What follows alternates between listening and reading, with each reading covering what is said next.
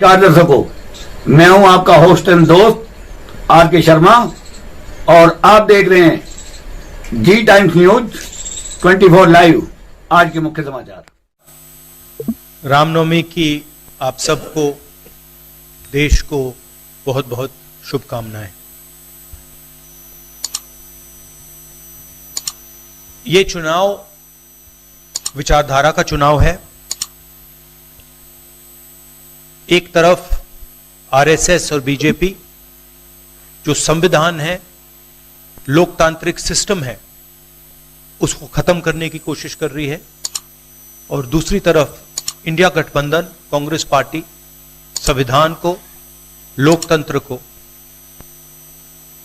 Defend करने की कोशिश कर रही है, उसकी रक्षा कर रही है। चुनाव में दो तीन बड़े मुद्दे हैं।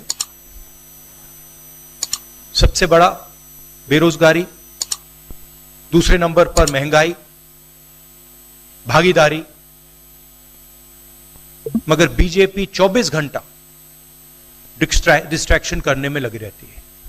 कभी प्रधानमंत्री समुद्र के नीचे चले जाते हैं, कभी आसमान में सी प्लेन पे चले जाते हैं, मगर जो मुद्दे हैं उनके बारे में ना प्रधानमंत्री ना बीजेपी बात करती है।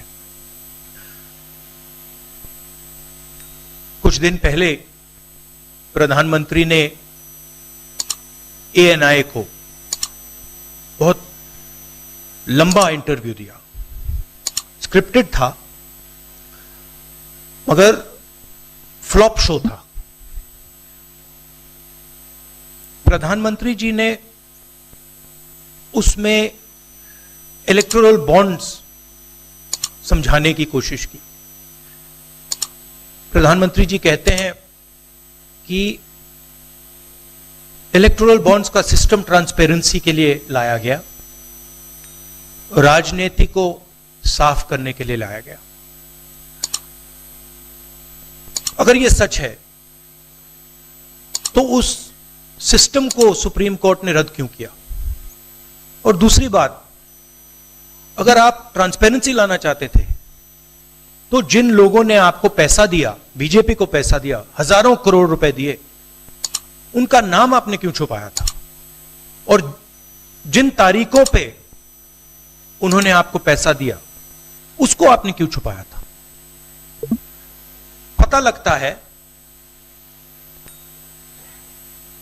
हजारों करोड़ रुपए का कॉन्ट्रैक्ट किसी कंपनी को मिलता है, उसके एकदम बाद वो कंपनी बीजेपी को पैसा देती है। सीबीआई की इंक्वायरी होती है, ईडी की इंक्वायरी होती है, किसी कंपनी पर शुरू होती है, उसके 10-15 दिन बाद कंपनी करोड़ों रुपए बीजेपी को देती है और फिर सीबीआई की इंक्वायरी, ईडी की इंक्वायरी बंद हो जाती है। सड़क पे इसको एक्सटॉर्शन कहते हैं। एक्सटॉर्शन कहते हैं सड़क पे। तो ये जो है इलेक्टोरल बॉन्ड्स का जो स्कीम है, ये दुनिया का सबसे बड़ा एक्सटॉर्शन का स्कीम है।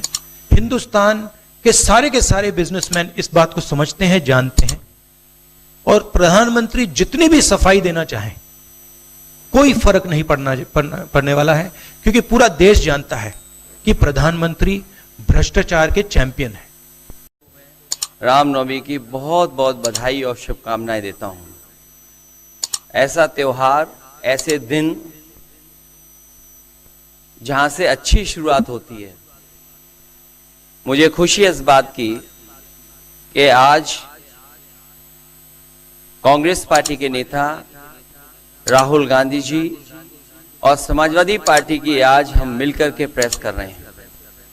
पहले चरण का चुनाव उत्तर प्रदेश का होने जा रहा है और जो पश्चिम से हवा चल रही है वो पूरे के पूरे उत्तर प्रदेश और देश के माहौल को बदलने जा रही है। आज गाजियाबाद में बैठे हैं।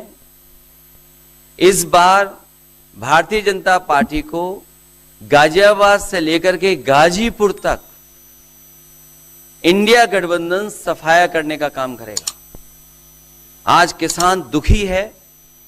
तमाम जो वादे किए थे भारतीय जनता पार्टी की हर बात झूठी निकली, उनके वादे झूठे, न किसान की आय दोगुनी हुई, न नौजवान को नौकरी रोजगार मिला, और जो सपने दिखाए थे विकास के वो भी अधूरे हैं। जो इनका नैतिकता का बुलबुला था वो भी टूट गया। इलेक्टोरल बॉन्ड ने इनका बैंड बजा दिया। भारतीय जनता पार्टी सभी भ्रष्टाचारियों का गोदाम बन गई। न केवल भ्रष्टाचारियों को ले रहे हैं, बल्कि भ्रष्टाचारियों ने जो कमाया है उसको भी अपने साथ रख रहे हैं। जहां उत्तर प्रदेश देश का सबसे बड़ा प्रदेश है, डबल इंजन की सरकार में जो दावा करता रहा है, इनका एक ही नारा है, झूठ बोलने का और लूटने का। लूट और झूठ भारतीय जनता पार्टी की पहचान बन गई है। पेपर लीक कितने हुए हैं? एक दो होते तो ठीक था, लेकिन 10 पेपर लीक हुए। और मैंने कई मौकों पर वो बात बताई कि अगर एक परिवार के हम केवल 3 सदस्यों को मान लें, जिस व्यक्ति ने परीक्षा लिखने की तैयारी की, जो परीक्षा नहीं दे पाया पेपर लीक के कारण, और उसके मां बाप को अगर हम जोड़ लें तो ऐसे 60 लाख नौजवान हैं। 60 लाख नौजवानों का भविष्य अंधकार में डाल दिया। और अगर 60 लाख का गुणा करें हम 3 से, 1 करोड़ 80 लाख, और 1 करोड़ 80 लाख को अगर हम डिवाइड कर दें 80 लोकसभाओं से, तो भारतीय जनता पार्टी का 2,25,000 वोट हर लोकसभा में कम हुआ है। इसलिए एक भी वोट बट ना पाए।